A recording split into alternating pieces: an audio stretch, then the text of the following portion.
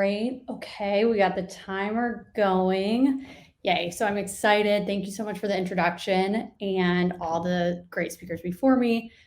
So I'm going to speak a little bit on the topic, like James said, of onboarding SDRs, what you can do to make sure your team ramps quickly, and how to make sure SDRs are set up for success from the beginning, which is going to help you retain your best talent. And I'm going to try to break this into 3 parts. So before onboarding, during, and then after. So before bringing anybody into your team, there's a couple things that you want to do. The first thing is to think about your overall kind of go-to-market strategy. So defining what good looks like. How are you going to measure success? What is the problem that your product is solving? Your sales process. And I like what Sean was saying about the career paths and the minimum period in the role. I think thinking about those things ahead of time and making sure that the whole leadership team is aligned on this is important before you start bringing a bunch of new hires onto your team. And then the second thing is to really identify what behaviors, activities, and results are going to be the most important. Because in a remote or hybrid environment, the emphasis should be on behaviors just as much as it is on results.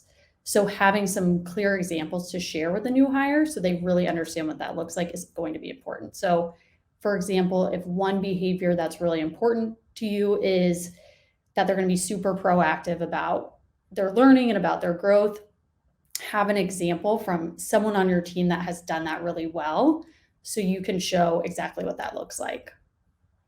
And then during onboarding, so you can think about onboarding as like the minimum viable product. So what is the bare minimum an SDR needs to know to do their job? And then that's all that it should be. I think in a lot of cases, onboarding is viewed as this big event where they have to learn everything, and it's really going to be information overload, and they're not going to remember about 70% of what they learned in those first few weeks. So think about it as an entry point that then you can build upon and optimize. And like Sean was talking about with those competencies that you want to build, like that's going to be something that's going to take time. And so having that mapped out is going to be really great so that after onboarding, you can continue to grow and develop your people.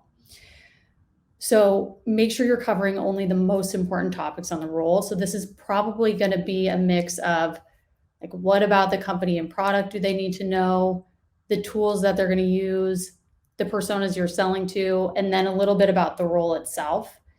And you can structure this in a combination of, self-guided learnings, live and group trainings, having a team buddy, call shadowing, role plays, kind of mix it up during those first few weeks. So it's not just somebody sitting in front of a computer for 8 hours a day.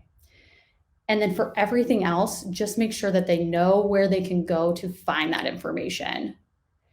And for kind of the most important things, if you can create a trigger, that's ideal. So for example, I was speaking to someone who's an SDR enablement leader, and he has a training session during onboarding called Interview Like Oprah. And it's all about the 5 attributes that make her a great interviewer, which relates directly to qualification and discovery. So that trigger is going to help your new hire really remember that when they get on the phone with a prospect, they're going to be thinking about Oprah and thinking about how they're asking the questions. And then finally, with the behaviors, activities, and results that you thought about before they joined, make sure that that's clearly communicated.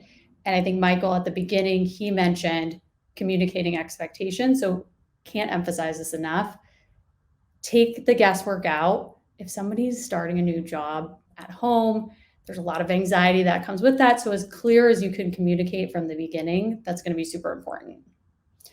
And then after onboarding, how can you as a manager make sure that your new hire is going to be set up for success, they're going to ramp, and you're going to retain them, and then you can build on those competencies. So I have 5 points. So 1 is take the time to get to know them personally. So in your very first one-on-one with them, just spend a little bit of time getting to know their background and their interests and their motivations, because people leave managers, they don't leave companies. So make sure that you're taking the time to invest in them. And this is also going to help you understand how to support that person and help them grow and get the best out of them and where they want to go in their career. The second is ideally set up a structure that can help minimize some of the noise for them. So, for example, at Demodesk, we have a playbook ready for every type of customer meeting that they would have. So, this already has the right structure and the content that the rep can use, because I don't really want them spending time, creating decks, putting together all these kind of admin things when the agenda, booking next steps, the reminder email, like some of those fundamentals, if you can build those in the structure that you're providing, so they don't have to think about it, then they can really focus on interviewing like Oprah. Number 3, prioritize coaching. So creating moments where you're showing, not telling. And Kara shared some great frameworks to use when it comes to coaching. But if you're going to shadow calls or role play or listen back to calls together, make sure that you're always asking for their feedback first, because this is going to help you understand, okay, are those core competencies really getting through? Like how are they perceiving themselves? And I think Dave mentioned how important self-awareness is. So this motion of, okay, we listen to a call together or I shadow a call, what's your feedback? That's also going to help you gauge what is their level of self-awareness. For those additional skills, take the chances when you can to leverage the rest of your team to train those additional skills and to really build on that MVP that came out of onboarding. So this is going to be a good way to really give recognition to other people on your team who have mastered something, and it's going to be a better way to reinforce things across the board. And then 5, make sure you're celebrating when you see the behaviors, results, and activities that you outlined during onboarding. I think we have a tendency to just focus on, kind of the wins and the deals, but give equal weight to those behaviors and the activities that are driving that, and make sure that that's very visible. Okay, where are we on time?